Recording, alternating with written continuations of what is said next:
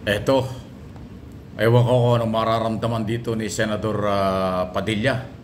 Nagsalita ho at ipinaliwanag ni Congresswoman Migs Nograles ng Davao, party list, at abogado po ito tungkol sa kanyang issue to na sinasabing matapang daw masyado ang Pangulo sa West Philippine Sea, sabi ni Senador Padilla.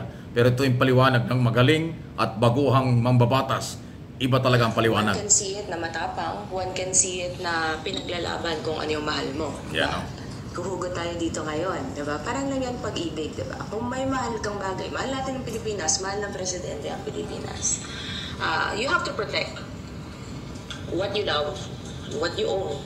At kung may nangbubuli sa'yo, sabi nga ng colleagues natin, di ba? May mga aagaw, siyempre, lalo ng mga babae dito, alam nyo, lalabas yung katapangan nyo, di ba? But you fight for what is yours, and that's what the President is doing. Pinaglalaban niya sa atin, at pinapakita niya kung gaano niya kamahal ang Pilipinas. And so, kung ang stance po ng Honorable Senator ay matapang, that's his own opinion.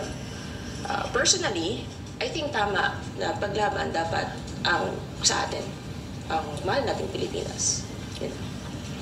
Ayun, no? So, maliwanag po yung sinasabi ni Congresswoman Migs Nograles ng Davao, or ng taga Davao, pero party list nga po yan, dun sa sinasabi. Kasi dati kasi sinabi na ho ni Robin Padilla, natatapangan daw siya sa galaw ni Pangulong Marcos. Yun ang kailangan natin. Hindi tayo dapat matakot at hindi pwedeng manahimik sa isyu ng pananakop at ginagawa ng China dito sa West Philippine Sea at mga karagatang nandyan po sa area yan sa Central at Northern Luzon. Ang sinasabi ni Congressman Nograles, tama lang na maging matapang. Sinalimbawa nga niya sa pag-ibig, sa pagmamahal. Pag ginagawa ka, siyempre tatapang ka. Okay, tama yun. So, sa tingin ko rito nasupalpal si Senador. Kasi yung kanyang paghanga ng tapang ng Pangulo, ang dating nun parang huwag natin gawin yan. Wala tayong laban sa China. Parang gano'n ang dating Pero kay Congresswoman, tama yan. Kasi mahal niya ang Pilipinas, dapat ipaglaban. Ako man mismo naniniwala po sa gano'n. Hindi man kumo nagsalita at nanindigan ng ating Pangulo, makikipag-away na. Yung panindigan mo kung ano ang karapatan ng Pilipino, doon panalo. Alam naman natin si Robin Padilla maka-Duterte yan. At ayaw niya ng mga galawan tungkol dyan sa nangyari sa China, sa West Philippine Sea. Ayun ang hindi maganda. So, bagong mamabatas si Nograles, pero dahil abogado, may pagmamahal sa bayan, kahit taga Davao yan, pero ang kanyang pagmamahal at suporta kay Pangulong Marcos nandoon, hindi nababalik. At naniniwala siyang kailangan ipakita ang tapang kung talagang matapang. Kailangan ipakita talaga ang paninindigan. Dapat yan ay panindigan dahil atin ang West Philippine Sea. Ayan. Any comment, reaction sa bagay na ito? Kaya alam mo talaga sa kagalawan ngayon, sino ba ang may talino, may tapang, may malasakit, may paninindigan? Yan po yung mahalaga nating makilala. So sa tingin ninyo, sino ang meron doon? Meron ba si Padilla noon? O si Nograles at ang ating Pangulo ang meron doon? Malaya po kayo makakapagkayang yan. Okay?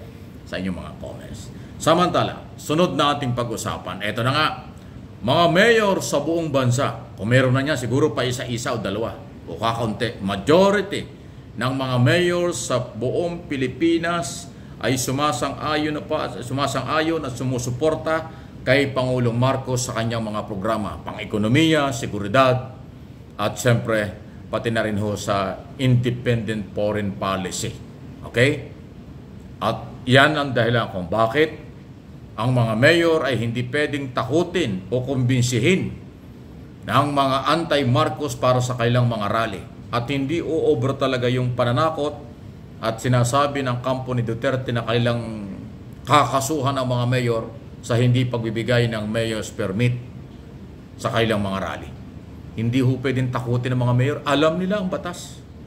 Alam nila sa local government code, meron silang karapatan kung mag-issue o hindi, mag-issue or bawiin ang mga permit conforme sa kanilang intelligence report o monitoring kung ano ba ang buod o laman, mensahe ng mga rally. Pagka prayer rallying totoo, okay lang yan. Pag peace rally na totoo, okay lang yan.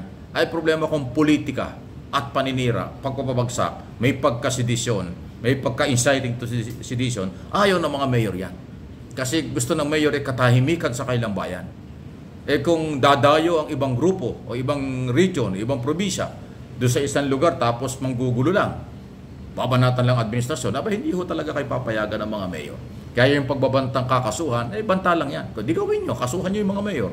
Tingnan natin kung hindi harapin kayo ng mga mayor. Kasi ang local executive ay merong authority sa kanyang nasasakupan o area of responsibility sa ilalim ng mga batas. So, ayan po yan. Labanan yan. Maaaring takutan lang, pero pag inyong kinasuhan, haharapin kayo. At hindi ho makukuha ng mga kampo ng mga anti-Marcos ang kanilang gustong makuha kung dadaan nila sa takutan ang mga local executive. Yan po yung aking opinion at interpretation. Kasi yung sinasabi at pagbabantang kakasuhan ng mga local ay pagbabanta yun, pananakot yun.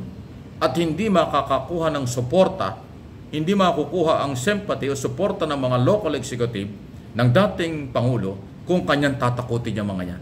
Hindi yan mga yan matatakot. Alam nila ang kanilang pananagutan sa gobyernong nasyonal at sa taong bayan. Yun po yun. Okay? So, kasi alam niyo ang malayang pamamahayag at anumang issue or mga hinaing na gustong iparating sa mga kinaukulan, hindi pwedeng daanin sa takutan. Hindi pwedeng murahan na lagi na lang murahan yan at siraan ng siraan.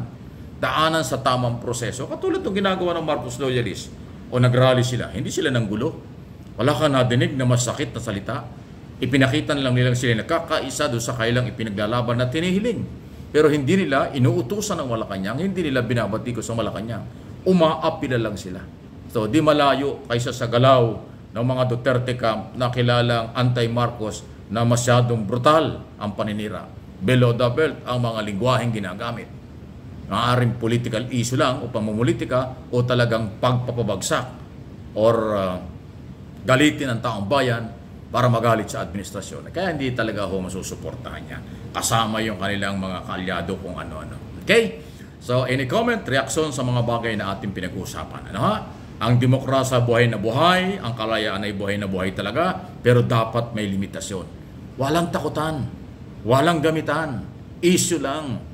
Para maging masustansya ang usapan, issue lang. Pagka hinaluan ng personal, or kung anumang antas pa ng laban, ay hindi na humaganda yan. Ang pikon ay talo, okay, sa demokrasya at sa politika. Okay? Pag political issue, walang pikunan. Issue lang. Pag napikong ka dyan, talo ka, walang mangyayari sa'yo. Ayan. Ha? Yan po yung ating paniniwala.